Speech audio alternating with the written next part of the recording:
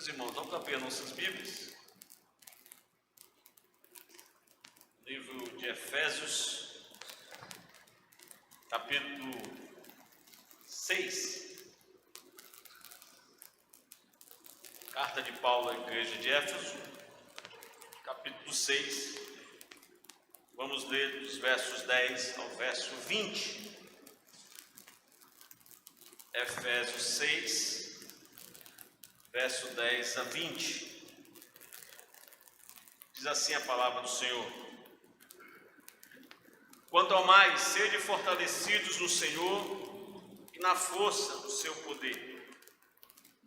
Revesti-vos de toda a armadura de Deus, para poderes ficar firmes contra as ciladas do diabo. Porque a nossa luta não é contra o sangue e a carne, sim contra os principados e potestades, contra os dominadores deste mundo tenebroso, contra as forças espirituais do mal nas regiões celestes. Portanto, tomai toda a armadura de Deus para que possais resistir no dia mau. Depois de terdes vencido tudo, permanecei inabalados. Estais, pois, firmes, cingindo-vos com a verdade, divertindo-vos da couraça da justiça. Calçai os pés com a preparação do evangelho da paz, embraçando sempre o escudo da fé, com o qual podereis apagar todos os dardos inflamados do maligno.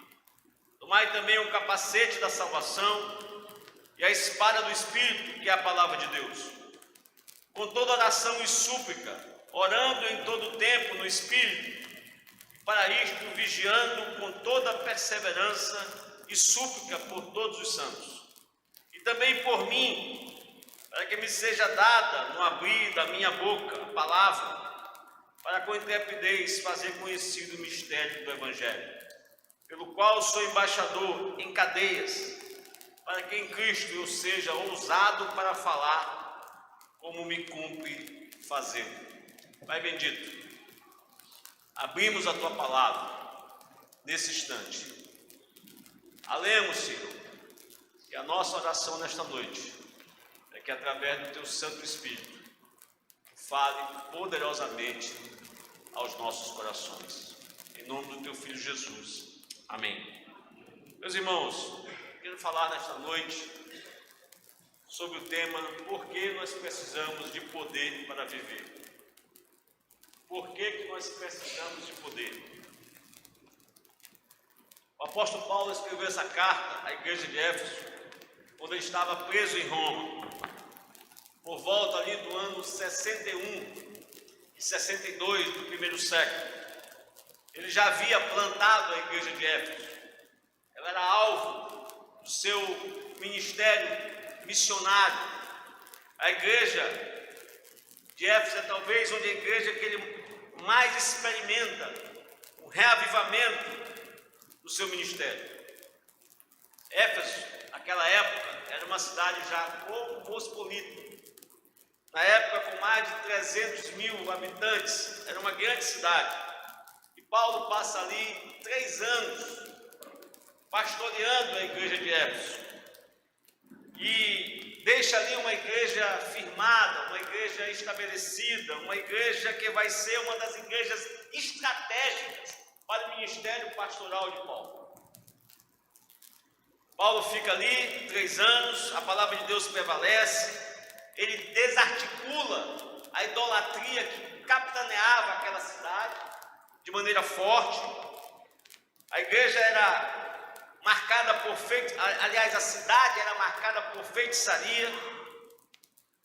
E ali a palavra de Deus vai se inserindo, vai se incorporando através do ministério do apóstolo Paulo. E o apóstolo Paulo agora vai escrever essa carta, que é chamada uma das cartas eclesiológicas do Novo Testamento. E ele vai destinar essa carta àqueles irmãos que ele havia sido alvo do seu ministério pastoral. No capítulo 1 aqui da carta de Paulo à igreja de Éfeso, ele vai tratar com grande detalhes o plano de Deus para a salvação do seu povo. quando o Pai nos escolhe desde a eternidade, quando o Filho nos redime com o sacrifício vicário e substitutivo e redentivo na cruz do Calvário, ele também vai tratar acerca do Espírito Santo, quando ele aplica a obra da redenção do Senhor Jesus em nossas vidas. É a narrativa do capítulo 1 da carta de Paulo à igreja de Éfeso. No capítulo 2, Paulo vai de maneira sumária sintetizar a salvação, plano de salvação firmado em Cristo Jesus, mostrando que todos nós estávamos mortos em nossos delitos e pecados, e pela graça, tão somente por causa da graça e do seu imenso amor, Deus nos deu vida abundante através da fé que Ele depositou em nossos corações em Cristo Jesus. É o sumário do capítulo 2 da carta de Éfeso. No capítulo 3 dessa carta eclesiológica, Paulo vai retratar o mistério do Evangelho. Por que o Evangelho é importante? E como este Evangelho é capaz de reunir judeus e gentios, é capaz de reunir pessoas de distintas personalidades e características, que muitas das vezes nós somos incapazes de aceitar, porque Paulo vai nos ensinar ali que nós não devemos, por não sermos o Deus, escolher aqueles que serão alvos da graça bendita do Senhor Jesus. No capítulo 4, Paulo vai mostrar o projeto de santidade, como aquele que é alcançado por esse evangelho maravilhoso precisa entender que a santidade ela é buscada para e passo, no caminho, no crescimento da vida constante na presença do Senhor. No capítulo 5, Paulo mostra a necessidade de vivermos a plenitude do Espírito. Então, esses 5 capítulos aí, Paulo vai narrar, mostrando cada aspecto importante acerca dessas temáticas do Evangelho. E ao final, ele vai tratar acerca da relação conjugal, da relação entre pais e filhos, da relação entre patrão e empregado, da relação entre irmãos. Quando Paulo encerra todos esses ensinamentos, ele vai fazer o desfecho da sua carta. E o desfecho dessa carta é exatamente o texto que nós acabamos de ler. O texto do verso 10 ao verso 20 do capítulo 6. Paulo está dizendo, em outras palavras, olha, vocês precisam observar esses ensinamentos que eu descrevi na minha carta. Todos esses aspectos que eu tratei na minha carta são relevantes, são preponderantes para uma vida cheia de piedade do Evangelho da fé. Mas no final Paulo dá um desfecho, e esse desfecho está bem aí no verso 10. Quanto ao mais, como se Paulo dissesse assim, observe tudo que eu disse, preste bem atenção em tudo que eu disse. Quanto ao mais, está aí no verso 10, eu gostaria que os irmãos mantivessem as suas Bíblias abertas no trecho que nós lemos, para que os irmãos possam acompanhar. Paulo vai dizer, quanto ao mais, sede fortalecidos no Senhor e na força do seu poder. É isso que Paulo está dizendo. Ele precisa dizer para a igreja o seguinte: bom, tudo isso aí que eu ensinei de doutrina é verdade, mas vocês precisam entender uma coisa: a teoria é essa daí, essa é a teoria, essa é a doutrina da fé. Mas tem uma coisa a mais, eu preciso dizer para vocês, e vocês precisam saber disso. Tem uma luta a ser travada, tem uma guerra a ser enfrentada, tem um inimigo perigoso a ser encarado. Aqui, irmãos, Paulo vai retratar para nós a necessidade de eu e você sermos verdadeiramente revestidos de poder. Não dá para sermos perseverantes, não dá para caminharmos com constância, com determinação, com percussiência na carreira da fé, se nós não observarmos a necessidade de sermos revestidos de poder. Paulo diz aí também no verso 10 que esse revestimento é contínuo, é algo dioturno, a todo tempo. Paulo está dizendo assim mais ou menos, olha, o poder de ontem, ele não vai servir para hoje. Todo dia você precisa ser revestido de poder. Todo dia você precisa ser retroalimentado na presença do Senhor. A caminhada da fé é uma caminhada que exige determinação, que exige perseverança. As vitórias do passado não são garantias para as vitórias de hoje. É isso que Paulo, em outras palavras, está querendo dizer. Ele afirma que poder não é uma experiência mística, não é uma experiência transeunte. Paulo vai dizer que poder está exatamente no fato de você viver e buscar viver todo o tempo, a todo momento, na presença do Senhor, em comunhão com o Senhor, inserido no Senhor, como um ramo que está ligado à videira. Paulo está dizendo, olha, a vida, a caminhada da fé, para que ela seja vitoriosa, para que ela seja uma caminhada de sucesso, você precisa ter constância, você precisa ter perseverança. Não dá para tergiversar na caminhada da fé. E aí Paulo vai aqui, a partir desse entendimento tracejado no verso 10, elencar algumas razões pelas quais ele vai fundamentar, vai justificar porque nós precisamos ser de fato revestidos de poder. E primeiramente Paulo vai dizer que, aí no verso 11 e 12, que nós precisamos de poder porque nós lutamos contra um inimigo mais poderoso do que nós.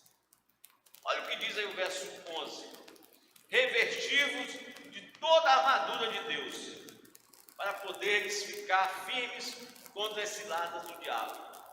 Porque a nossa luta não é contra o sangue e a carne, e sim contra os principados e potestades, contra os dominadores deste mundo tenebroso, contra as forças espirituais do mal nas regiões celestes. Preste atenção no que Paulo diz aqui no verso 11 e 12. Ele diz que a nossa luta é contra o diabo. Ele diz que o diabo, em outras palavras, não é uma lenda. Em outras palavras, ele vai dizer que o diabo não é um mito, que o diabo não é uma energia negativa, não é um espantalho para aqueles que são sugestionados ao medo da religião. Paulo vai dizer que o diabo é um anjo. A Bíblia vai dizer categoricamente, Paulo aqui reafirma, que o diabo é um anjo caído. O diabo, ele tem personalidade. A Bíblia chama o diabo de Satanás, de dragão, de antiga serpente, de tentador, de devorador, de maligno, que veio para roubar muitas das vezes a nossa santidade, a nossa felicidade, a nossa constante presença diante do Senhor, para matar, para destruir. E Paulo vai dizer que a nossa luta é contra ele. A nossa luta é exatamente contra ele. No verso 12, Paulo vai dizer que essa luta se trava também não só contra o diabo, porque a nossa luta não é contra o sangue e a carne, e sim contra os principados e potestades. Paulo vai dizer que, olha, não é só contra o diabo, mas também é contra os seus agentes, é contra os seus asséculos. Ele está falando de diversos aspectos do poder deste inimigo da fé, deste inimigo da caminhada cristã, deste inimigo daquele que é servo do Senhor. Ele vai dizer que nós vivemos num mundo que é, muitas das vezes, alvo da ação desses agentes tenebrosos, dominadores do mundo, agindo nas regiões celestes. Não é difícil da gente sair lá fora e ver a ação do inimigo na vida de muita gente. É fácil a gente constatar como a gente hoje pinta um quadro da nossa sociedade, tão degradada moralmente. Eu costumo dizer que se nós tirássemos a igreja da nossa sociedade, seria um verdadeiro caos. Aqui pelo menos ainda tem um alvo a ser alcançado, aqui ainda se defende, valores e princípios que são caros e que são claramente descritos na palavra de Deus como valorosos para todos nós seres humanos. Paulo está dizendo que este mundo ele é alvo da ação de dominadores tenebrosos, agindo nas regiões celestes. Talvez você pudesse evocar aqui para entender um pouco o que são regiões celestes. E a gente pode trazer à memória um ensinamento de Francis Schaeffer. Francis Schaeffer bem colocou isso, ele vai dizer que nós vivemos no mundo, o nosso mundo é como se fosse uma casa de 2 andares. No primeiro andar, o andar de baixo, é um andar em que eu e você vivemos. Aqui nós andamos, aqui nós vivemos, aqui nós corremos, aqui nós falamos, aqui nós ouvimos, aqui nós agimos, aqui nós reagimos, aqui nós sentimos, aqui nós passamos como agentes desse mundo terreno. Mas Francis Schaeffer disse que esse mundo não é só um andar, há um segundo andar. E ele diz que no andar de cima é o que a Bíblia chama de regiões celestes. Regiões celestes. E esse andar de cima, Francis Schaeffer vai dizer que ele é invisível para nós. Nós não conseguimos enxergar o andar de cima. Mas Francis Schaeffer diz que ao mesmo tempo que ele é invisível, ele não é irreal. Ele existe.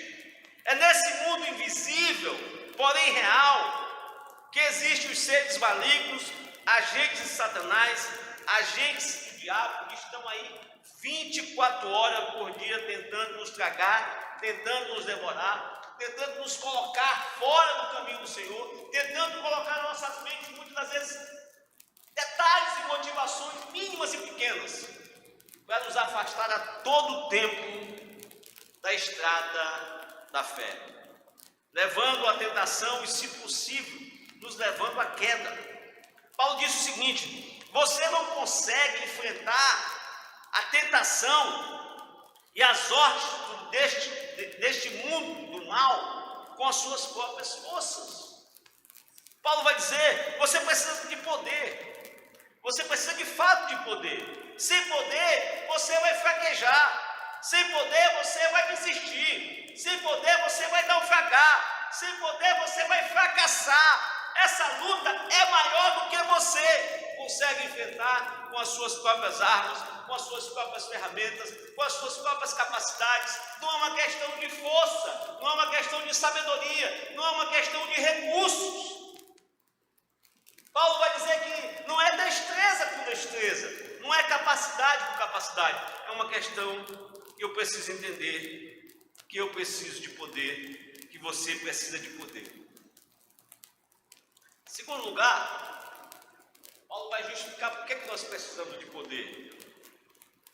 E ele vai dizer que nós precisamos de poder porque nós lutamos contra o inimigo maligno, mal, perverso, malfeitor, atamancado. Olha o que diz Paulo aí no final do verso 12. Contra os dominadores deste mundo tenebroso, contra as forças espirituais do mal na região celeste. Preste atenção. Eu não sei se vocês concordam com isso, mas nós vivemos num mundo, meus irmãos, que é pior do que a mente humana consegue imaginar. Essa semana eu vi uma reportagem de uma mãe da Inglaterra estava casando-se com a sua própria filha. Eu já não imaginava, eu já tinha visto diversas notícias tão tenebrosas, tão assim horripilantes. Mas eu disse, meus queridos, como é que a mente humana é capaz de imaginar uma loucura desta proporção?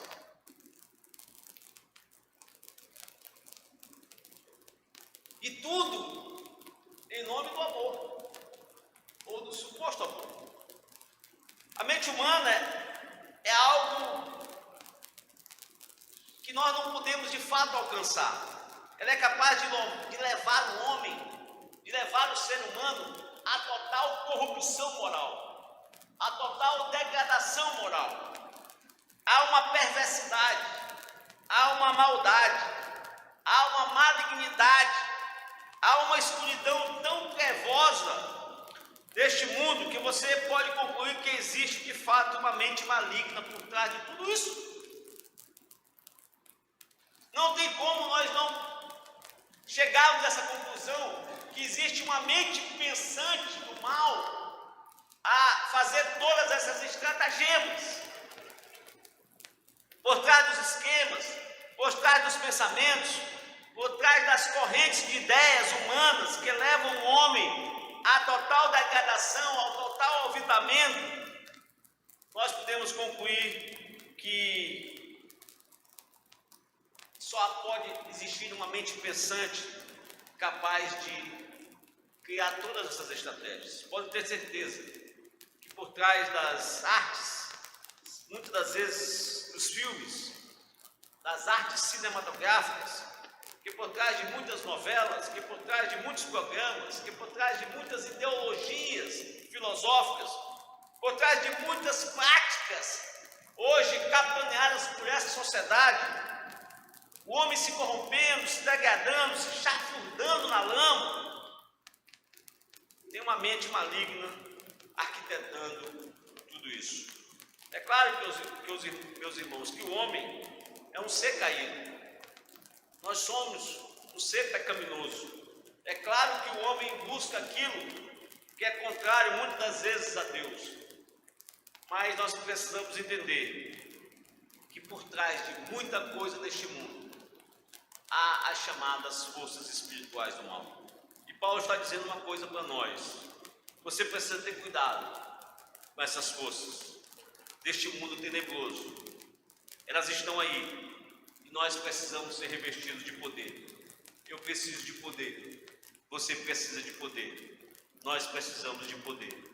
Nós precisamos estar na presença do Senhor constantemente para vencermos essas hordas do inimigo. Mas Paulo também vai dizer, em terceiro lugar, que nós precisamos de poder, irmãos, porque o inimigo contra o qual nós lutamos, ele é astuto. Olha só o verso 11: revestivos de toda a armadura de Deus para poder ficar firmes contra o quê? Ciladas do diabo. A palavra cilada no original é metodeia, vem de método, de estratégia, de plano, de artimanhas. E aí entra uma coisa muito interessante. Depois de Deus, eu preciso dizer isso para você, talvez quem mais conheça você depois de Deus é o próprio diabo.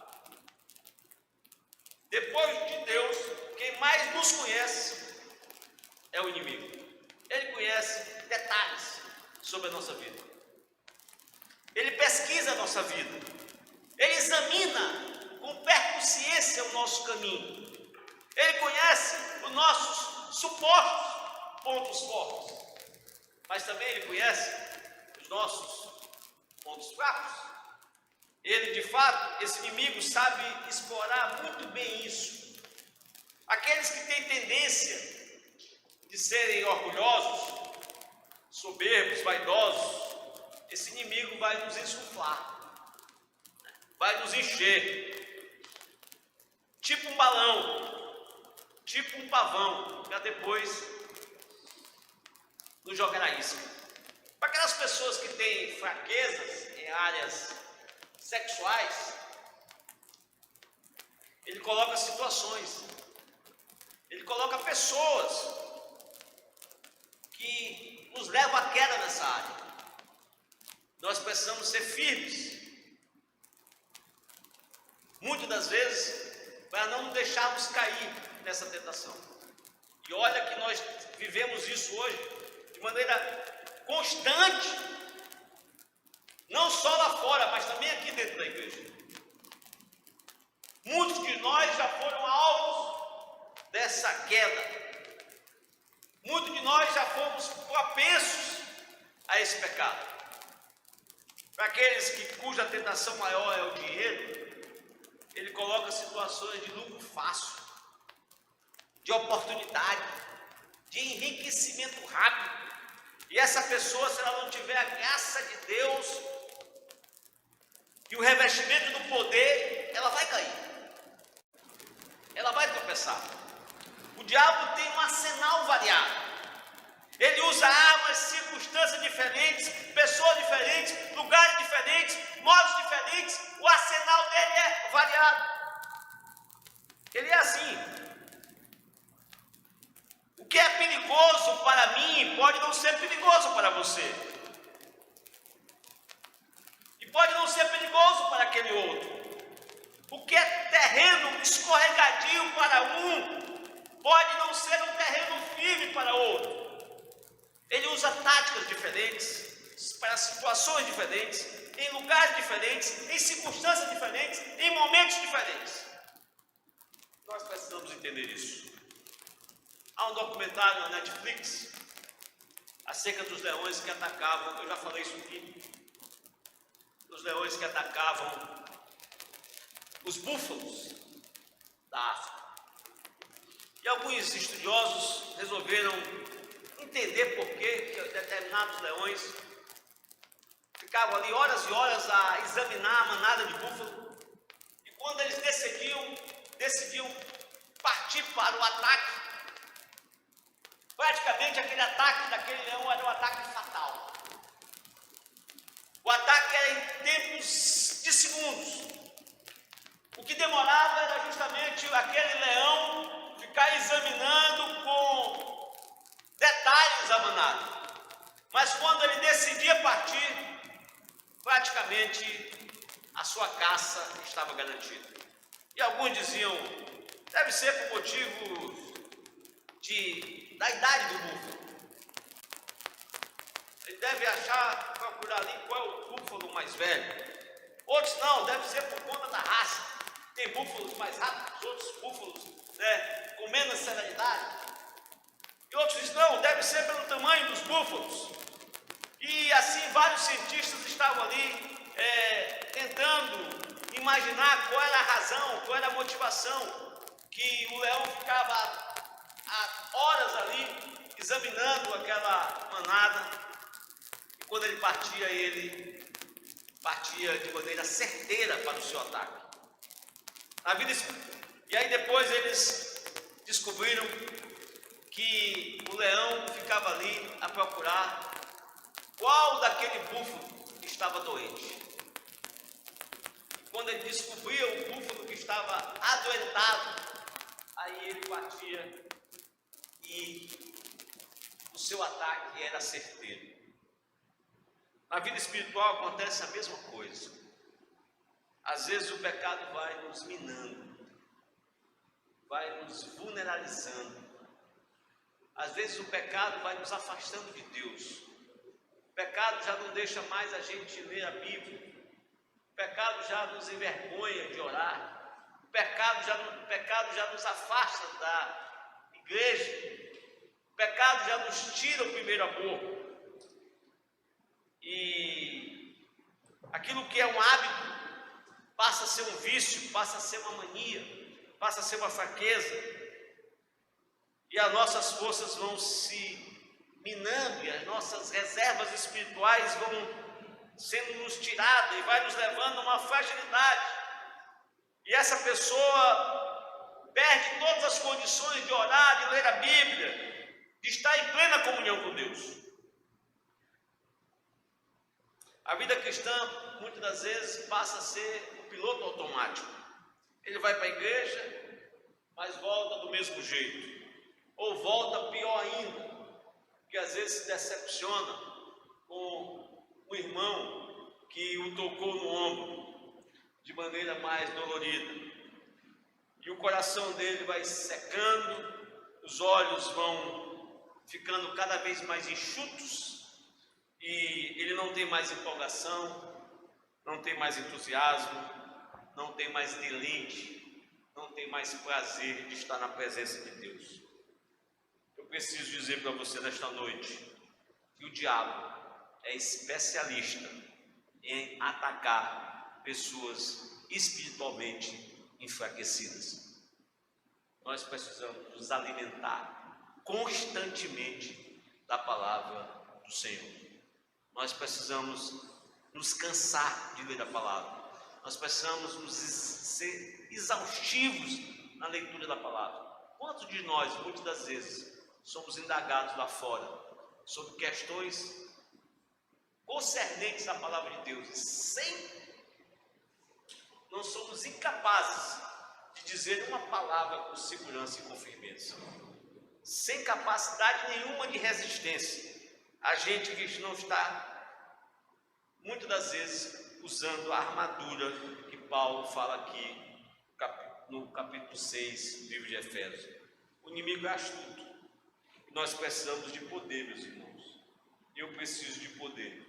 Você precisa de poder. Em quarto lugar, Paulo vai dizer que nós precisamos de poder. Está aí no verso 13. E esta figura é muito interessante. Olha só o que ele diz: portanto, tomai toda a armadura de Deus, para que possais resistir no dia mau. Sabe por que nós precisamos de poder, queridos? Porque tem um dia que Paulo chama aqui, e lá no livro de Provérbios também chama de um dia mau. É o dia que muitas das vezes aqueles que não conhecem a palavra diz que é o dia que a gente pisa do lado esquerdo, né? Que a coisa não dá nada certo com a gente, né? Que tudo que a gente faz, Carlos, dá errado, que os negócios não acontecem como a gente pensa, que o nosso patrão muitas das vezes, né, naquele dia resolve nos demitir, e o filho, a gente chega em casa para comunicar a esposa que foi demitido, e a esposa está dizendo: olha, o nosso filho pegou uma suspensão de 3 dias, né? No final do dia você recebe uma ligação que tem um parente seu que foi às pressas para o hospital, mas o plano de saúde, né, não autorizou, e você precisa ainda resolver isso. Esse é o dia mau. A Bíblia diz que tem um dia mau. Está aí. Portanto, tomai toda a armadura de Deus, para que possais resistir no dia mau. É o dia que as coisas não dão certo. É o dia que as coisas vão complicar para nós. É o dia que o problema vai chegar. É o dia que a confusão vai ser instalada no meio da sua casa, no meio das suas atividades. É o dia que você vai ter que ter serenidade. É o dia mau. Porque esse dia você muitas das vezes já acorda mal-humorado. Alguém já acordou mal-humorado aqui? Então tem um dia que você já acorda mal-humorado, né? Já não está muito afim de sorrir. E as coisas vão acontecendo de maneira atabalhoada. É o dia da tempestade. É o dia do problema. E eu quero dizer uma coisa para você nesta noite. Se tem uma coisa aqui que nos coloca no mesmo lugar, se tem uma coisa aqui que nos assemelha, se tem uma coisa que nos posiciona de maneira idêntica, é porque todos nós nesta vida vamos passar por problema. Eu não sei qual vai ser o seu, mas todos nós aqui vamos passar por problema. Pode ser familiar, pode ser de saúde, pode ser financeiro, pode ser qualquer natureza for. Todos nós aqui vamos passar problemas nesta vida. É o dia mau. É o dia que começa a cena bombástica na vida espiritual. E aí, quando você acha que está tirando férias da vida espiritual, aí vem um dia mau. Não, já li tudo, já li a Bíblia, já li mais 5 vezes, já sei aqui de consolidar. Culto eu já fui uns 300, né? Tá tudo bacana, tem um acervo necessário aí de repente, quando você está achando que está tudo calmo, lá do andar de cima, aquele andar de cima que eu falei, vem um torpedo, pum, uma bomba, pá! Aqueles asseclas lá de cima, dizem, opa, aquele ali tá tudo bacana para ele, vou jogar aqui um míssil, Tomahawk, né, que agora Tomahawk foi da guerra anterior, né, só? Não sei quais esses mísseis aí que os israelenses estão jogando aí, então Tomahawk, pum, vai lá e se instala o problema na nossa vida. Aí você acorda meio atordoado, você fica desesperado, você fica sem saber, perplexo com aquele chumbo grosso que cai na sua vida. E se nós não tivermos discernimento espiritual, você se irrita, você começa a xingar todo mundo, você começa a reclamar, você começa a lutar contra a carne.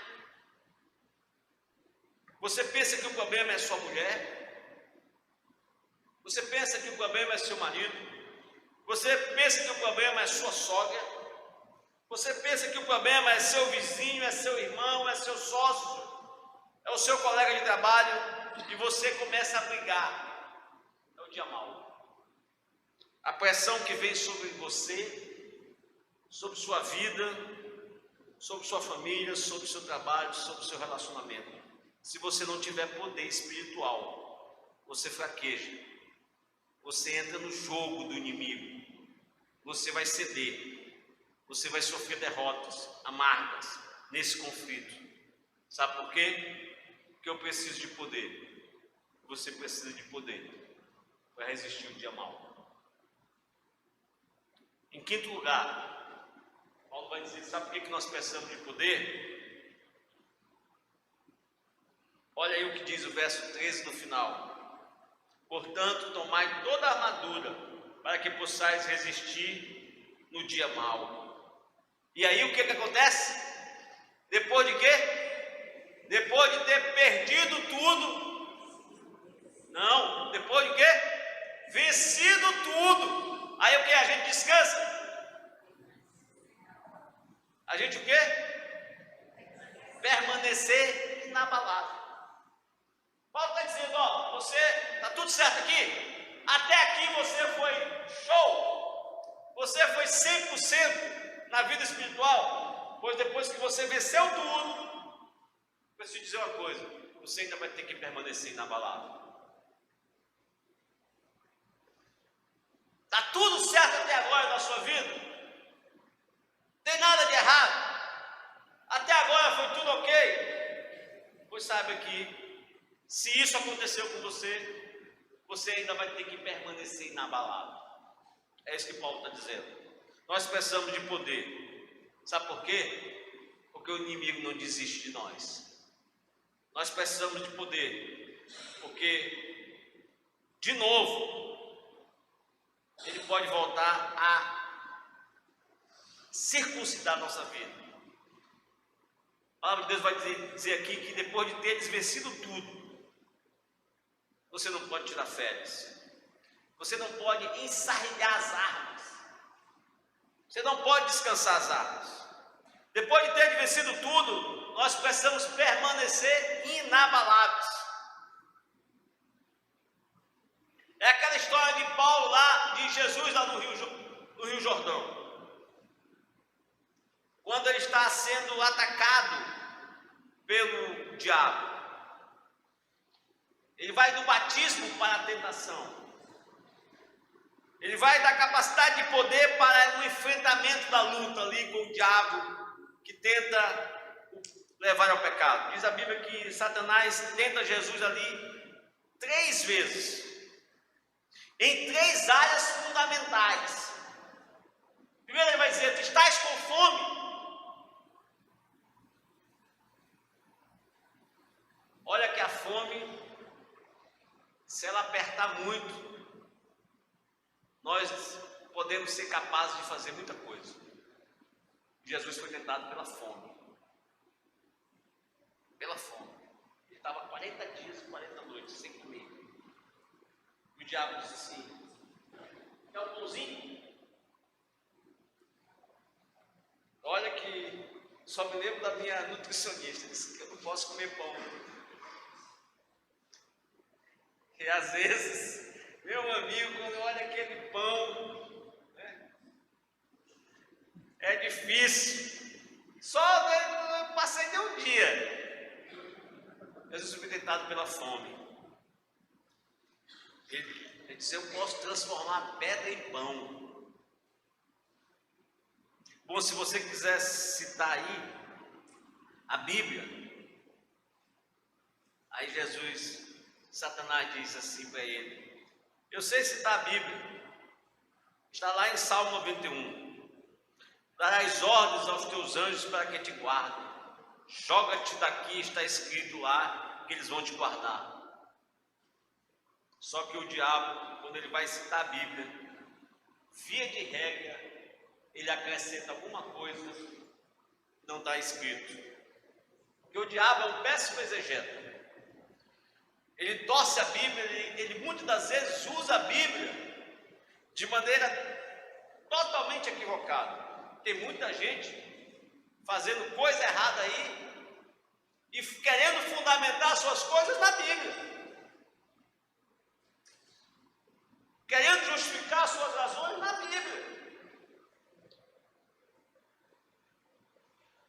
E aí Jesus diz: o que está escrito lá é outra coisa. Darás ordem aos teus anjos para que te guardem em todos os teus caminhos. Sabe quando os anjos de Deus guardam a gente? Quando a gente está no caminho de Deus. Não espere Deus guardar você quando você está no caminho errado. Deus não tem compromisso com os nossos erros. Deus não tem compromisso com as nossas loucuras.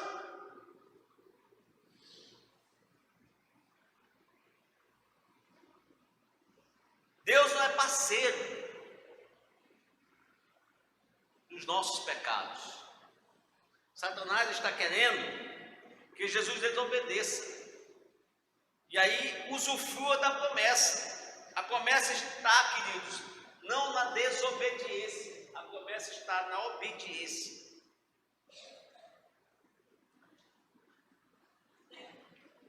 Eu preciso de poder. Você precisa de poder. Porque depois de ter dado tudo certo na vida cristã, nós precisamos ainda permanecer inabalados. Penúltimo lugar, sabe por que eu preciso de poder e você precisa de poder? Porque essa luta é espiritual. Precisamos de armas espirituais. É o que Paulo vai dizer no verso 14 ao verso 18. Olha o que ele diz: estáis pois firmes, cingindo-vos com a verdade e vestindo-vos da couraça da justiça. Calçai, pois, agora os pés com a preparação do evangelho da fé, embraçando sempre o escudo da fé, com o qual podereis apagar todos os dardos inflamados do maligno. Tomai também o capacete da salvação e a espada do Espírito, que é a palavra de Deus, com toda a oração e súplica, orando em todo o tempo no Espírito, e para isto vigiando com toda a perseverança e súplica por todos os santos. Nós precisamos de poder, irmãos, porque essa luta é espiritual. E luta espiritual se faz com armas espirituais. Ele vai mencionar aqui o cinto da verdade. A palavra do crente não pode ter mentira. E às vezes a gente custa entender isso. na igreja. Muitos de nós que nascemos até na igreja, estamos a entender esse princípio, esse valor. A palavra do crente tem que ser a palavra da verdade. Ele vai dizer que nós temos que nos revestir da couraça da justiça. Outro valor caro para o crente. Ele vai dizer que os sapatos do crente é o evangelho da paz. Outro valor. Ele vai dizer que nós devemos usar o escudo da fé. A fé deve ser o nosso guia. Ele vai dizer que nós devemos usar o capacete da salvação. E o capacete da salvação significa, olha, a minha vida não se resume a esse aspecto efêmero, terreno, passageiro, mas é o caminho na minha vida para algo que é muito mais além desta vida terrena. Eu tenho convicção da minha vida pós-morte. Eu caminho para as bodas do Cordeiro, para Jerusalém celestial, para a casa do Pai. O dia de amanhã eu sei que pertence ao Senhor e cabe a Ele direcionar a minha vida. Eu disse outro dia aqui que a nossa vida, ela depende exclusivamente de Deus. Deus é quem decide o dia que nós vamos nascer e o dia que nós vamos morrer. E tem mais. Ele, além de decidir, sem combinar conosco, ele não combina o dia da nossa morte. Ele podia muito bem combinar comigo: César, vamos sentar aqui hoje para a gente combinar o dia que você vai morrer. Mas ele resolve, decidir sem combinar comigo. Ele, além de decidir sem combinar, ele também não me avisa, porque ele pode dizer: olha, eu já acertei o dia da sua morte, eu só vou lhe comunicar, que esse dia, vai ser o dia da sua morte. Ele nem combina, nem avisa. Viver na certeza da salvação é viver que eu estou pronto para morrer hoje. Eu estou pronto para ir para o céu hoje. Que a minha vida está na mão de Deus. Eu estou na plena certeza de que Ele está no controle da minha vida. Isso é viver no capacete da salvação. A espada do Espírito. Ele vai dizer que nós devemos usar todas essas armas como peças dessa armadura e com oração. Não podemos, queridos, enfrentar essa luta espiritual com armas carnais. Não podemos enfrentar essa luta espiritual com o nosso conhecimento, com a nossa sabedoria, com o cargo que ocupamos, com o dinheiro que temos. Essa luta espiritual é feita com armas espirituais, poderosas em Deus, para anular os sofismas e destruir as fortalezas do mal. Essa é a nossa luta. É com a arma carnal, não é com a arma carnal que a gente enfrenta. Não é com bravata. Não adianta acharmos que somos o tal. Não adianta acharmos que temos condições de resolver com os nossos recursos. Há pouco tempo eu vi de um líder de uma igreja que cometeu o desplante de dizer que esse negócio de diabo é uma bobagem. É uma baboseira.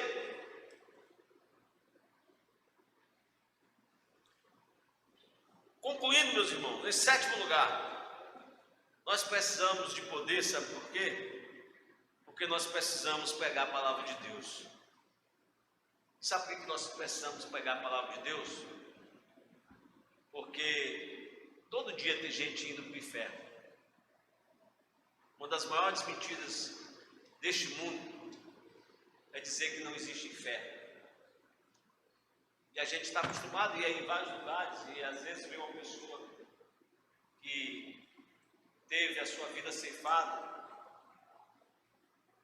e a gente diz não. Até deseja, né, que Deus o receba, que Deus o tenha em bom lugar, né? Mas eu quero dizer para vocês que tem muita gente indo para o inferno. Inferno é uma realidade. Que céu, que pregar sobre céu e inferno não é uma piada. Pregar sobre céu e inferno é pregar sobre uma verdade bíblica. Porque se pregássemos sobre céu e inferno fosse uma brincadeira, o pastor aqui no púlpito era um comediante.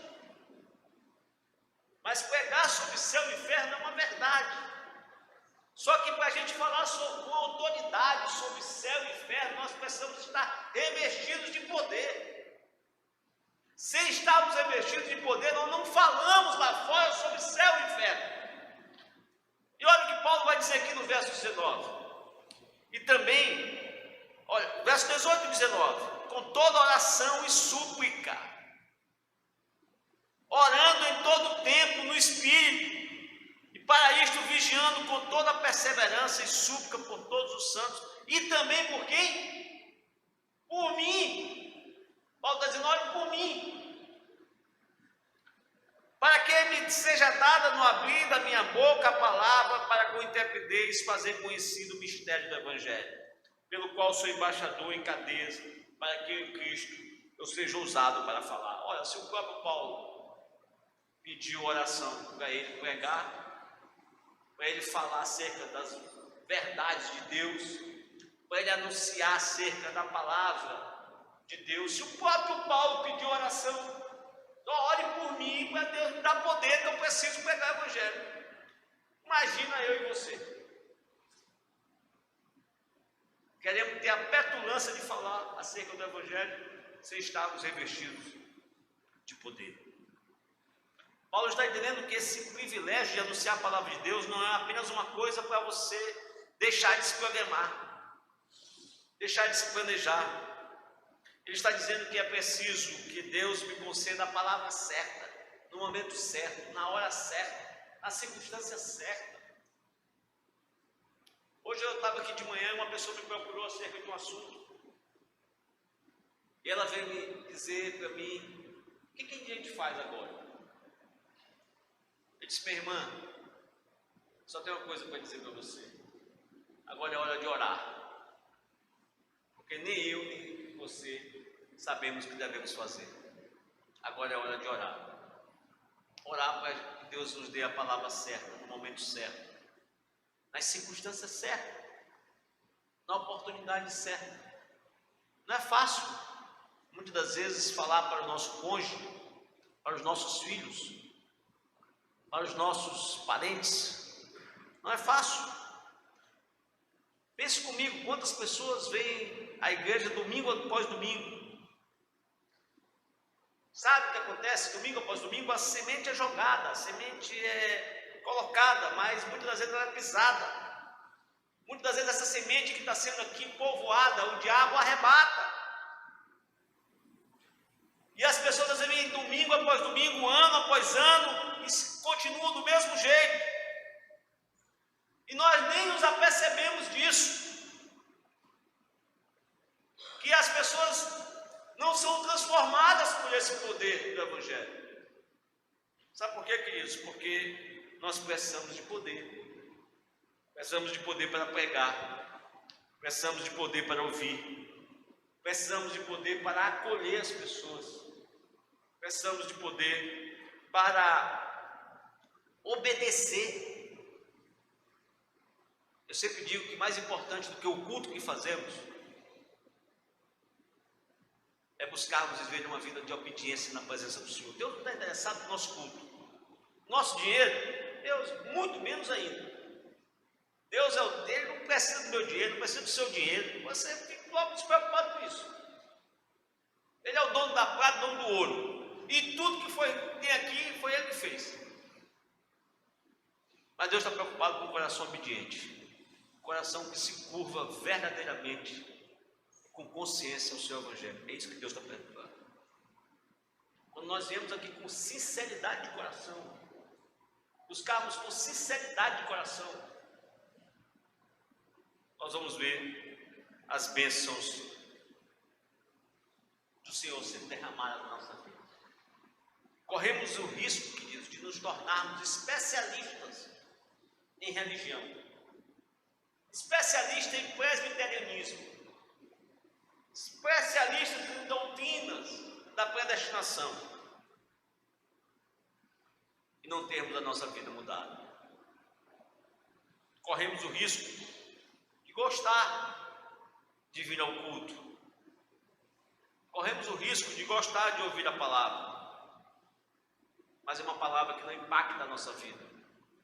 Corremos o risco de nos tornarmos bons fabricantes de sermões, nada mais, porque esses sermões não mexem mais conosco, não nos toca mais o coração, não ferve mais o sangue das nossas veias, não traz mais calor para a nossa alma, não traz mais sinceridade à nossa devoção. Precisamos, queridos, de trepidez para pregar. Paulo, o maior apóstolo que teve, ele pediu poder. E eu preciso de poder. E você precisa de poder. Que Deus nos abençoe. Amém.